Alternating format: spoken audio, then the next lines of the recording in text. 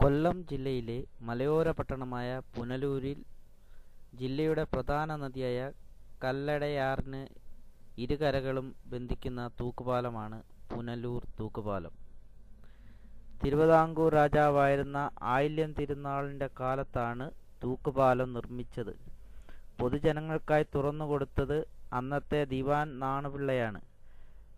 കല്ലടയാറിന് മുകളിലൂടെ പുനലൂർ തൂക്കുപാലം നിർമ്മിക്കാൻ 1871 അനുമതി നൽകിയത് ബ്രിട്ടീഷ് സാങ്കേതിക വിദഗ്ധൻ ആൽബർട്ട് ഹെൻറിയുടെ മേൽനോട്ടത്തിൽ രൂപകൽപ്പനയും നിർമ്മാണവും ആരംഭിച്ച് 1877 പണി പൂർത്തിയാക്കി. അതിനു 3 വർഷങ്ങൾക്ക് ശേഷം 1880 പാലം പൊതുജനഗതാഗതത്തിനായി തുറന്നുകൊടുത്തത്.